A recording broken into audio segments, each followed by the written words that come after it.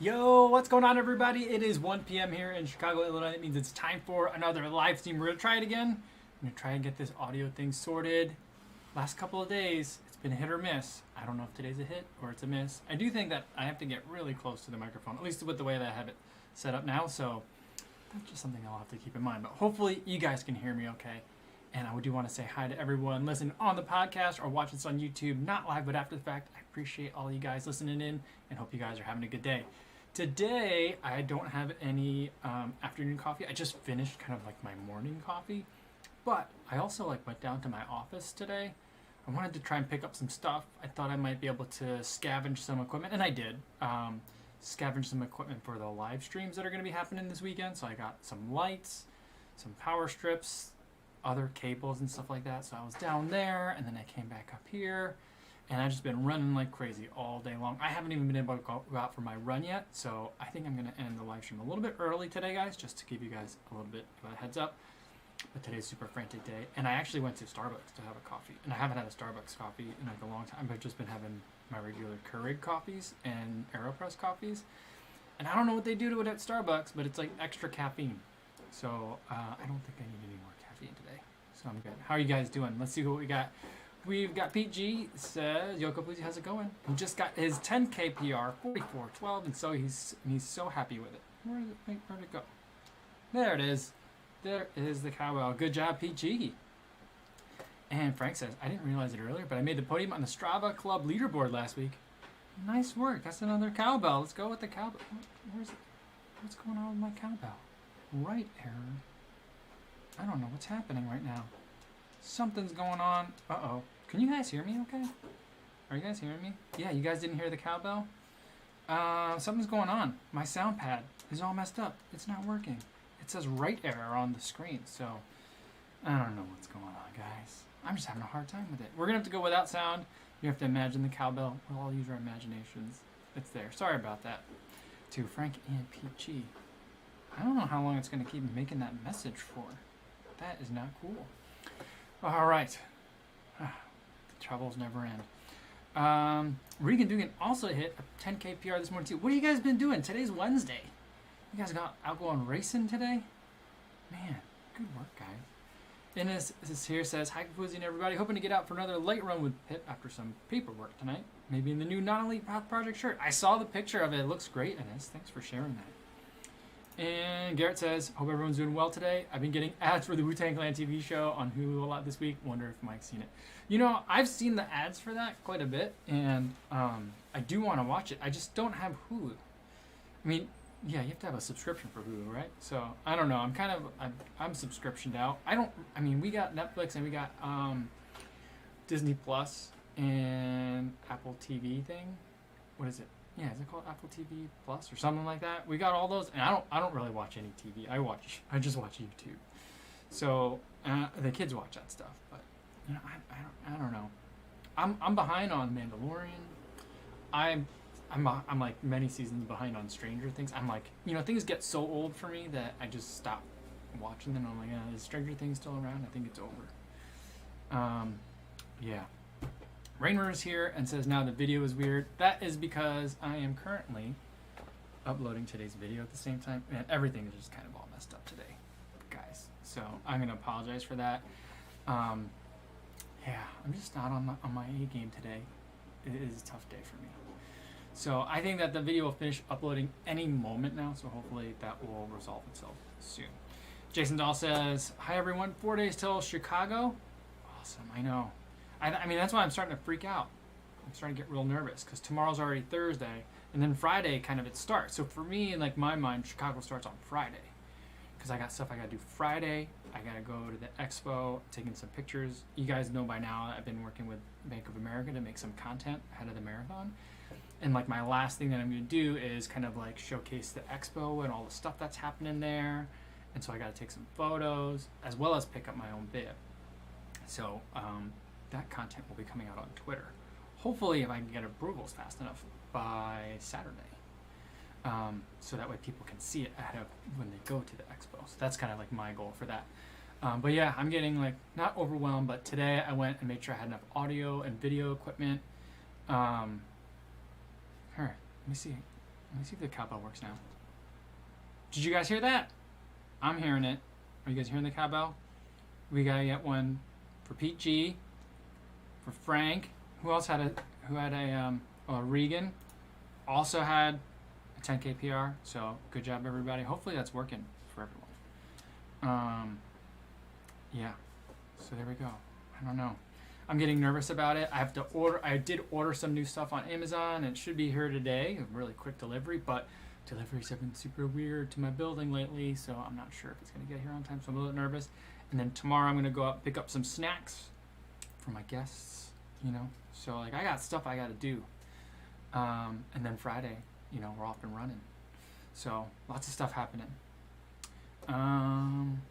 Martha says the video is still very pixelated. Sorry guys. All right, I'm gonna scroll down to the bottom. Oh, you guys are saying no cowbell still?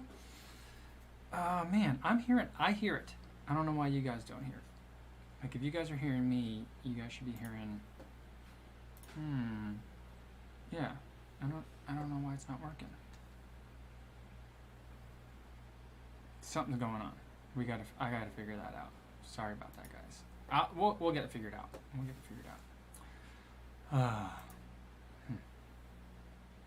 Man, that's a bummer. I thought that it would still work. Martha says, won't be on the live stream tomorrow. We have to drive to Denver to fly out Friday to Boston. Our local airport's navigational equipment is under maintenance, so flights can't land unless there's not cloud cover. Oh, wow. That's crazy.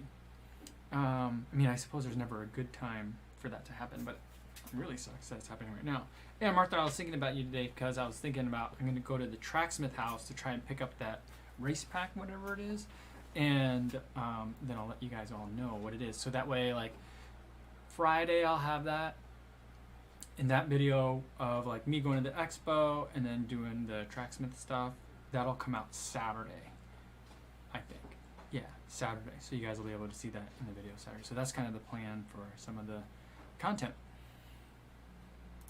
Frank says, Rizzo was on Wait, Wait, Don't Tell Me over the weekend and said his favorite thing to watch is HGTV.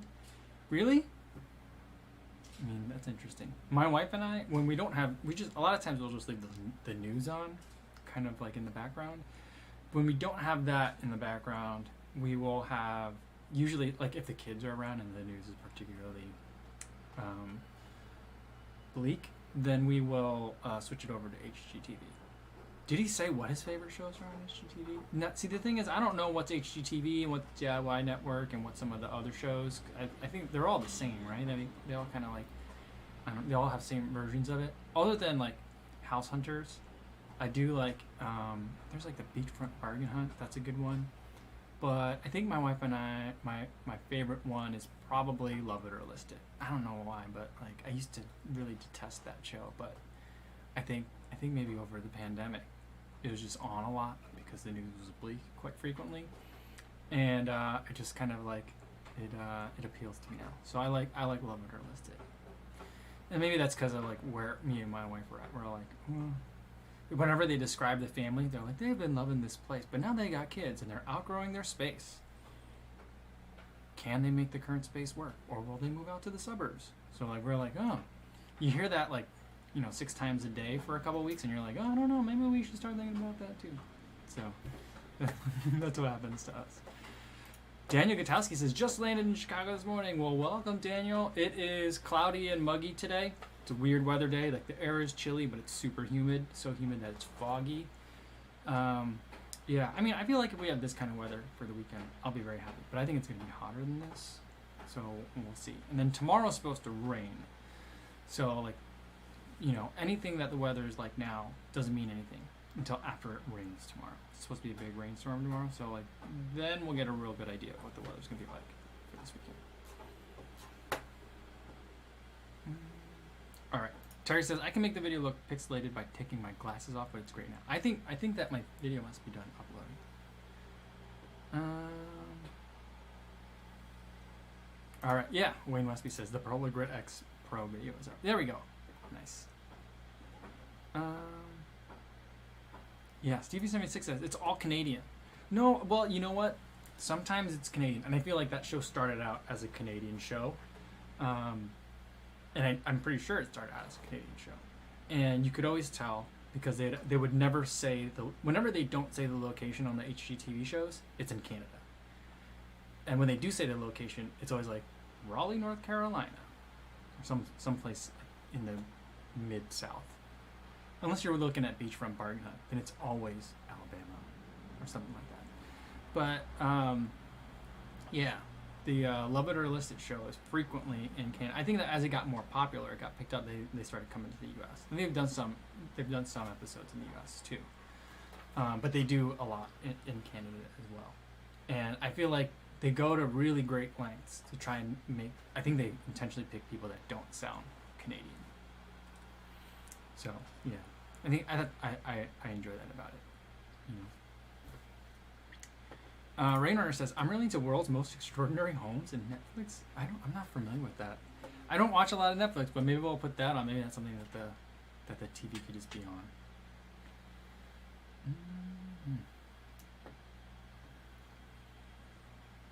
All right.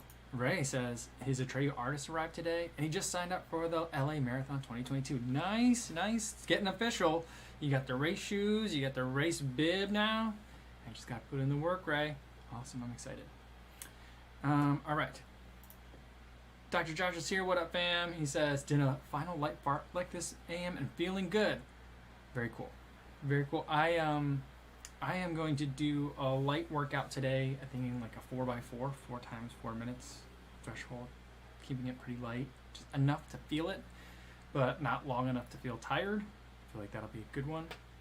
I was gonna do it tomorrow, but it's gonna rain tomorrow, so I'm gonna do it today. And then if it's raining real hard and super nasty all day, I'm just not gonna. I don't want to catch a cold. I know like running in the rain, being wet doesn't make you catch a cold, but I don't know. I'm just a little bit kind of trying to be extra cautious this week. I'm even avoiding scavenging the children's leftover food because I'm like, I don't want their germs. They're in school all day. I mean, they are wearing masks, so like everyone's pretty healthy. But you know, just don't want to. I don't want those children's germs. Hope you're feeling good, Dr. I just watched your video for your weekend schedule, so everyone else should check that out. Oh, and that reminds me. I have a question for you guys, especially you guys in the UK. So I was watching Amit Gutara. Do you guys follow Amit Gutara on YouTube? He a pretty fast runner, not that big of a YouTube channel. He's out of the UK. I think he lives somewhere in the suburbs of London, maybe, or maybe in London. I'm not sure. But he just made his London Marathon video, and I was watching it earlier, and he was saying for breakfast the day before the marathon, he was like going through like what he was eating, like race day weekend, and he was like, "Yep, just having some white toast and some porridge." I was like, "Oh, that's a sensible breakfast." And then I'm like, "Wait a minute. Americans have no idea what porridge means. What is porridge?" The only time I've ever heard of porridge is in the story of the 3 bears. This one's too hot. This one's too cold, and this one's just right. But I don't know. Is that like cream of wheat? Is it oatmeal? What is porridge? I don't actually know. I'm trying to think. Like if someone were to, like what is the grain in porridge? I'd be like, I don't know. Is there milk in there too? I'm not sure.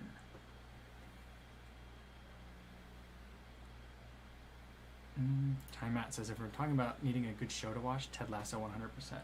Yeah, I've never seen an episode of it, so I have no idea what that show's about. People talking about Squid Game. I have no idea what that show's about either. I did sign up my parents for Netflix like a week ago, so I don't know if they're watching it or not. I don't think it's theirs. I don't know what that show's about, but I have a feeling it's not really their speed.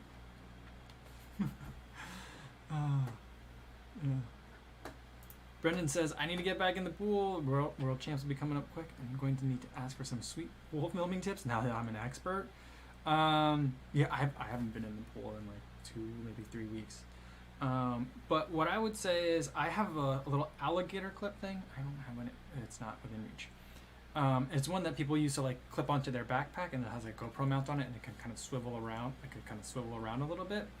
But if you set it up the right way, you can use that as a little platform. Like the GoPro Lite has a similar style of clip, but the ones that you get on Amazon are a little bit bigger, which actually works out better because then you can put it at the bottom of the pool, have it sit up, and tilt the angle of the thing better. So that's one way to do it. That's like how I get most of my pool shots. I think the best thing to do is to have a friend, or if you have a coach, just put the GoPro on a selfie stick and have them walk by you and put it underwater, so you can get it that way. I think that's probably the best footage that you can get. But I don't have friends that go to the pool, so I don't have anyone that could do that for me. All right, what was that? I think something from BubTub just came in. Is anyone going to wear the new giant stack shoes such as Primax? I don't think anyone. I mean, I suppose I might see some at the marathon. I'm not planning on racing in them. But you know, I'm looking for. It was part of the CIM build-up that I'll be doing soon, in like a couple weeks, I guess.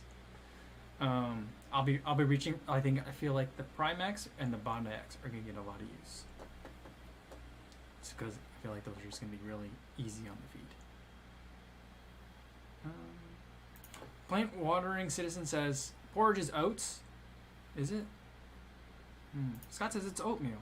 Vincent says it's also oatmeal. Is it? Okay. And this confirms porridge is oats. Okay. So you just call it what? You call it porridge. Okay. Stevie76 says they serve porridge in jail. Do they? I feel like porridge is what they eat on in the Matrix, in the Nebuchadnezzar, on that ship, right? Time Out says, is porridge like grits? Southern Me wants it to be like grits.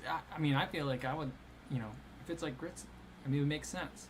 But I don't think that corn is a very, you know, popular food item in England.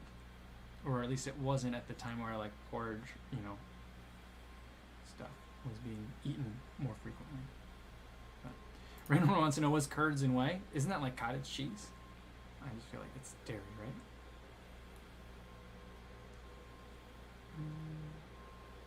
Yeah, Raymond says that. Yeah, like cottage cheese. That's what I think it is. Because cheese curds, I know what cheese curds are. Cheese curds are delicious. You get them at gas stations when you're driving through Wisconsin. And then whey is like is another word for like that cheesy like liquid that builds on top of the yogurt, right? Isn't that what whey is? I don't know. Jotaro Kujo says oat porridge is oatmeal, but you can have rice porridge too and other grains. Okay, so I guess like any kind of like liquidy, starchy grain thing could be porridge. Maybe it's a generic term. I'm not sure. CR says a hot porridge with a cold natural yogurt layer on top, delish. You know, I have a feeling however people can make porridge, I'll probably like it best in the shape of a cookie. Because I like oatmeal in cookie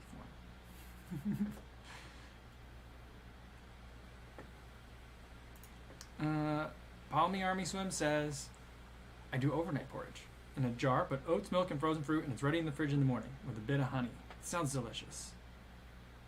You know what would be better as a cookie. But that does sound good. You know, things like, there are certain things that sound so good, but I know that I just won't like. Overnight oats, banana bread. Those things all sound great, but I don't really like eating it. Homemade yogurt. Like, all sounds delicious, but no thanks. I don't know. I wish I could like it. And it says traditional Scottish porridge is made with water and salt. I make mine with milk. I thought maybe it was just like some sort of weird famine type joke. I was like, it's just salt water. But no, it's like water and salt. I mean that's kind of like how you make grits. Just add a lot of butter.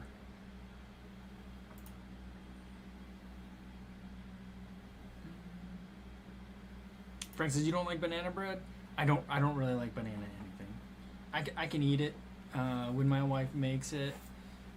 She usually makes a ton. And the kids go crazy over it for like the first little while, and then there's like the end of it that no one eats. So I usually eat that just to get it out of the house, and I always slather it with almond butter or like sunflower butter, and then I just like shove it in, and then chase it with a bunch of coffee.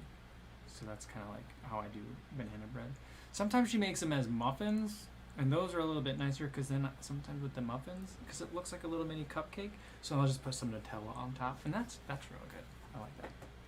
Rainwater wants to know if I like pumpkin bread. I don't really like a lot of pumpkin flavored things. I told you guys what was it, last week? I used to work at a pumpkin farm. It took me a really long time to like even look at a pumpkin again. So I don't normally like anything pumpkin, with the exception of pumpkin pie. I like pumpkin pie. Anything else that's pumpkin, I'll kind of tolerate. You know, there was I used to work at a Mexican restaurant. I was a waiter, a server at a Mexican restaurant, and one of the big like salads that they had like pepitas, pumpkin seeds. Oh, that was just like, oh, that's like the worst part of the pumpkin. Why would you put that in food? I never could understand it. Raymond says, I need to make those almond butter balls still cozy. You know what? My wife just made a tray of sunflower, like the same balls but with sunflower. They're real good. It's real good. The almond butter I think is better. Cashew butter is also real nice, but it gets a little bit pricey because cashew butter is expensive. And it's good. It's good stuff. And basically, like every time I walk by the kitchen, I'll just open the fridge and go like, grab a couple, and it's been real nice. Chap Elliott says, I put cinnamon and raisins in my steel cut oats, also flax and chia. See, that sounds great, but I don't know that I would like it. But I do put, I don't put cinnamon, but I do like to put dried fruit in if I have yogurt with granola. That I like. And I'll put chia seeds in there, or chia powder. So that's kind of like where I do. Rather than having oatmeal, I'll have granola, which is kind of like a baked, sweeter, crunchier version of oatmeal, right? I guess. So, Vivek Bala wants to know, what about cornbread? I mean, my wife's from Iowa. My kids are half Iowan, so we eat a lot of cornbread. My daughter likes, so I pack her a lunch, and then I also pack her like her snack. I can't remember if some years they eat the snack before lunch, sometimes they eat it after lunch, depending on when their lunch is in the day. But like the snack is always like this weird, like it's like a Food Network TV show challenge. It's like, all right, you got to pack your child a snack that they'll eat that's not chips or candy. And I'm like, what? I don't know how that's everything that we have. And so they're like, fruit or like carrots is great. And I'm like, have you met children? Like whose kids are gonna eat that? But one of the things that she will eat is cornbread. So I make these cornbread muffins that are safe for her to eat.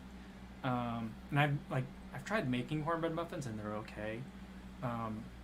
But she really likes Jiffy. Comes in a little blue box. She likes that, so I make her cornbread muffins. And then she'll go on a streak, and then there might be some left over, and then I usually eat some chili with the cornbread, and it's really tasty. Martin B says, Kofuzi, do you use Adios Pro 2 and not Adios Prime X to train? I use them both. Since I have them both, I will probably reach for the Adios Prime X more often, and then save kind of the Pro 2 for more race situations or maybe harder workouts, or time trials, right? And so I can kind of consider them to be interchangeable shoes, just about, with the benefit that, if you're doing a long workout in the Prime X, your legs should feel a little bit fresher afterwards, just because there's a little bit extra cushion in there. The other thing that I like the Prime X for is your longest runs, that if they have marathon paces in them or maybe half marathon surges, then the Prime X I think is perfect for that. Thomasville says, the Bondi is a cornbread of the shoe world. Is it? I gotta think about that one. I gotta mull that one on there. That running guy says, I've been taking a small pack of raisins on the long runs. See, I used to do something like that with Cliff Blocks. Have you guys ever had that? It's like a sleeve. It looks like cough drops, kind of, but a little bit longer. But they're little gummy squares. And I pretend that they're Transformers Energon cubes. And on a long run, there's a sleeve of 6 of them, and I'll just kind of pop one, every once in a while. Chew it slowly, run a little bit more, pop another one, like candy. So that's kind of what I like to do with it. But yeah, I think the raisins would make a lot of sense.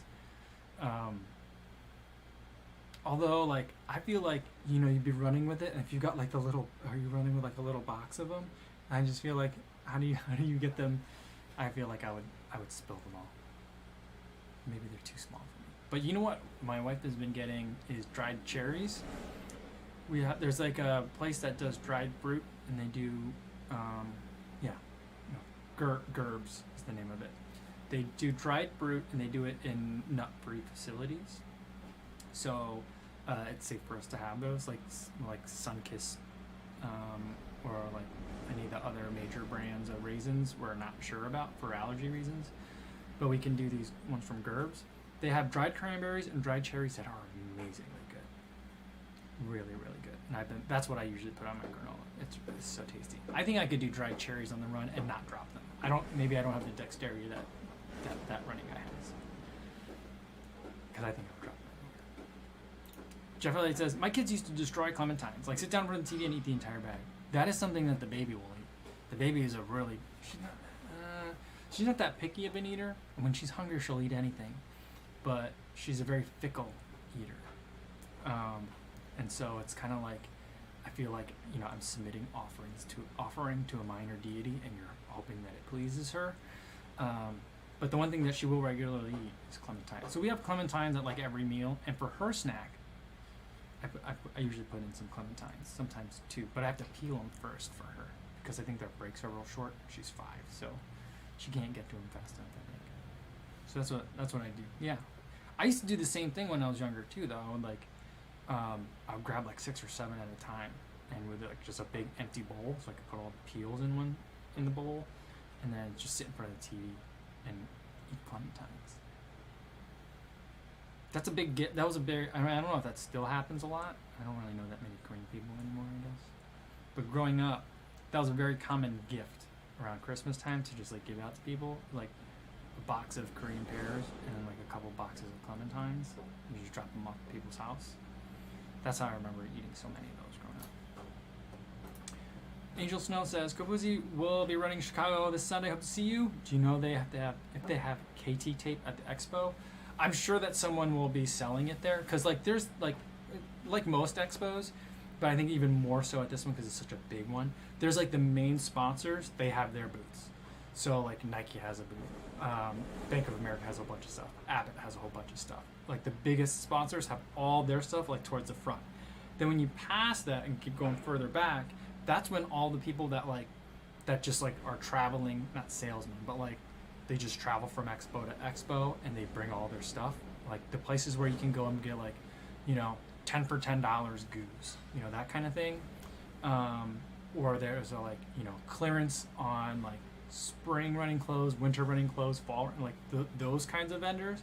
They're there in the back too as well. So like you'll be able to find that kind of stuff there.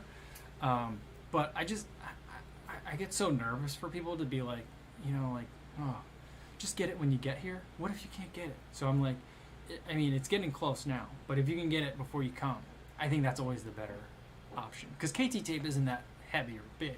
You could always kind of find a place to put it in your luggage too. So like I would say, if you can get it before you get here, get it. Otherwise, you can probably get it here. And if you can't get it there, there's not only running specialty, but there's other like sports stores. I'm trying to think. We used to have a lot of sports authorities, but that's out of business now. I forget what there's still left. There's other, I don't know if it's Sticks around here in the area, but I don't think you want to be just driving around a whole bunch or like taking Ubers everywhere while you're here. So I would say if you can, get it before you get here. All right. Jeff says, I wonder if the normal traveling expo people are dealing with a lot of challenges trying to work in Maryland, Chicago, Boston. Yeah, I think it's got to be tough. I remember when I was out in California with Hoka, the same weekend that like they had brought a whole bunch of people to support and just like help market and just be there for Western states. That was the same weekend as the track trials, or like the second weekend of the track trials. And so I was just talking to them, I'm like, how are you guys covering both of these events? These are just both giant events. And they're like, we're spread real thin, but like this is the best problem to have. Which, yeah, but like I just can't imagine how like tired people are after that. And I'm just thinking about it from like 2 other companies that are doing a lot in Chicago are both Tracksmith and Heartbreak. And so like, but they're kind of like two biggest thing. I mean, Tracksmiths probably has more of a presence in New York than it does Chicago, but like for Tracksmith to do Chicago and Boston on the same weekend, like I don't know like who they're gonna have at these events. I mean, I don't know how big these companies are, but it just seems like that they're gonna be stretched super thin as well. And then same thing for Heartbreak. You know, they're not like the size of Fleet Feet. They've got, I think, 3 stores in Boston and 1 in Chicago. So it's not like a giant, you know, nationwide chain. So like I don't know what kind of, you know, human resource allocations they can possibly make. So like a lot of people are going to be stretched super thin. But I also feel like, you know, that gives some opportunities maybe to some of these other people that maybe only normally get to go to smaller. Maybe they go to, not that like Flying Pig or CIM or small marathons by any means, but ones that don't normally get to have expo space at like a marathon, maybe they get a chance. So like, you know, could be good for some people too. So, I mean, hopefully everybody wins. That's what I'm hoping. That's what I'm hoping for. Stevie Sammy says, traveling expo people versus traveling state fair people. I don't know, those traveling state fair people, I feel like they speak a different language basically. You know, there's just like different terms and stuff. I just feel like I don't know. If it was a fight, I got my money on the state fair people for sure, without even thinking about it. But something else that I've noticed is like, you know, I think that from the brands, a lot of the brands have people that are on their like marketing teams, and that's what the people do. So like, you know, when you go to like a race and then like in the post race party, there's like a tent, and there's like, you know, 2 young people that are sitting there talking about like, I don't know, Merrill shoes or like BioFreeze or whatever it is. You know, I feel like there's some people that's their entire job. Like I think that happens at like Ragnar races and relays, like rock and roll series races. Like I feel like it's probably the same people every single race. Andre Lund says, European marathons. Any experiences or plans on running one in the future? Yeah, I mean, no plans yet, but lots of hopes. I'd love to be able to run London and Berlin, for sure. But, you know, there's also so many other ones. Valencia seems like such a fast race, so I'd like to try that one, or at least maybe see it. I'm also just very interested in Paris, just because, you know, that's easily a trip that I can convince my wife, like, hey, we should you should let me run a marathon in Paris, and we can just go spend a couple of days afterwards. You know, I feel like that's something that could be an easy sell for my wife. But also, like, Amsterdam Marathon, I think would be cool. There's just so many great ones, you know. Then you could think about, like, well, maybe you can run in Spain, Italy. There's just so many places. Like, imagine running a marathon in Greece. So, like, I mean, those all would be just so fantastic. But, you know, I gotta really get serious about, like, making some concrete plans. For the longest while, I mean, and still now even, it's kind of hard to plan travel, international travel. So, like, that's kind of putting a damper on stuff. But, you know, I suppose, like, you just got to start making plans, and if they get pushed back, they get pushed back. I know my mother-in-law, they've been trying to go on a cruise to the Mediterranean for, like, 2 years now. And their cruise date just keeps getting pushed back and pushed back and pushed back. And so she's like, I'm never going to get to go on that cruise. But she really wants to go. As does my father-in-law. You know, they both want to go real bad. But they're just like, I don't know, we keep signing up, but they keep pushing it back. So we'll see. Eric Price says, what's the best way to use your GPS watch during a half marathon? Just start a normal run, download the course, running my first half in a few weeks, and I have the Phoenix 6 Pro. Oh, okay. I would say, for me, it depends on how, like, urban the race is going to be. For example, in Chicago, you're running through downtown, and sometimes you're literally running underground, so your GPS isn't going to work. And when you're in, like, an urban canyon where there's skyscrapers on both sides, GPS isn't going to work. And so what most people do is they will set their watch up to give you, like, kind of like current lap pace, current lap distance, and then whatever other metrics you want, whether it's heart rate or power or whatever else you're using. And then you just manually hit the lap every time you pass one of the markers. So that way, like, you know, even if your instantaneous pace is off a little bit, you'll at least know, like, okay, it's been 6 minutes since the last mile marker, and I don't see the next mile marker, so, like, am I on pace or not? So you might be able to kind of tell that way. I think that's the best way to do it. Some of the watches, I think Garmin does this, where they have it, like, kind of like, you could set it up so it says, like, based on your current pace and how much time has elapsed for the marathon, like, what would you finish at? So there's, like, those kinds of fields, which I think could be interesting. And I know, like, at the end of a marathon, for me, would save me a lot of trouble in trying to do math on the fly, especially when I'm tired. But I also feel like that would also make me very anxious the entire time I saw it. So, like, there's other couple of things there too. But I would say for the most part, if it's a street race, like a road half marathon, and not a trail half marathon, I would say just start it as a normal run, and then make sure you have some data fields set up for your lap paces and lap distance and lap time, so that way you can kind of, like, even if GPS gets wonky, you can still at least have a pretty good idea of where you stand.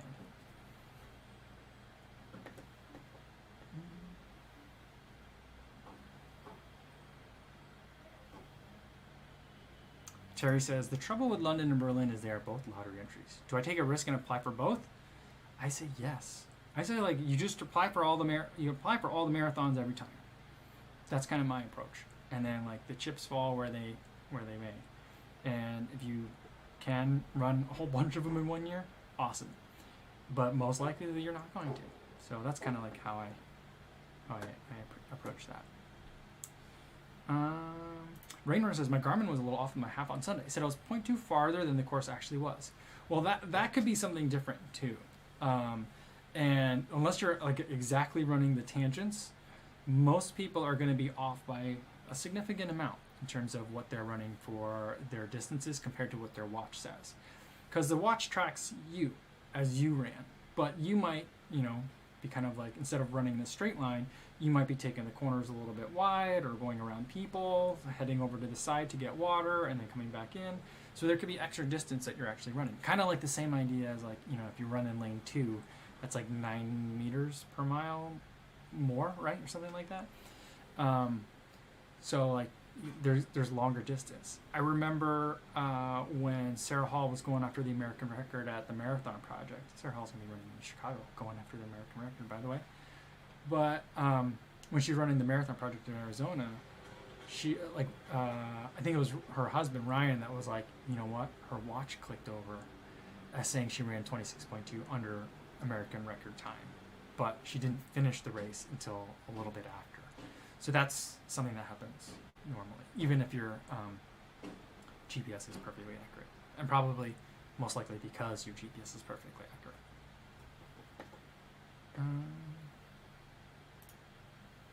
Sarah McKinney says, hi Kofuzi, I was listening to a Running Explained podcast which covered the concept of 10-day running cycles, suggested one long run every 10 days. Any thoughts? You know, I think that makes sense for a lot of people. I know I listened to a long podcast with Mario Fraioli. I don't know if it was like a Ask Mario or if it was him getting interviewed by someone or if he was interviewing someone else. But they talked about the differences between a 10-day cycle and a 14-day cycle. And he said that 10-day cycles work, they, like, in an ideal world, if someone didn't have, like, work or family, a 10-day cycle would be the best. But most people have either work and or a family. And so, like, 14-day cycles tend to work a lot better for people because of scheduling purposes. Unless you have a job that's not Monday through Friday, like regular office hours, you know, doing a 10-day cycle can be difficult because then where do you fit in that long run? You're probably going to be fitting it in on a 7 to 8 day cycle anyway, or maybe a 14-day cycle. So that's kind of like, it sounds great, and I think that maybe it makes more sense. But you know, I think from an execution standpoint, I think it can be difficult. So, yeah. All right. I'm gonna get going for today, guys, because I'm gonna try to squeeze in my run before I have to pick up the kids. But man, I don't want to go because I'm having so much fun talking to you guys. But we'll have to pick it up tomorrow. Tomorrow's video is going to be about kind of like my race kit. I think you guys know pretty much what I'm going to be racing in, but I want to make like I guess a formal video about it, just like a video about it. Also talking about like the nutrition plan, what I'm doing in the lead up, trying to eat a bunch of carbs, more than I think he's like, I don't know, a lot of carbs. I'm experimenting. So I'm going to talk a little bit about that, and then we'll do another live stream in the afternoon, and it'll be happy hour. What am I going to do for happy hour? I'm not sure. I'll figure out. I have an idea. I think I know what I'm going to do for happy hour. It'll be good.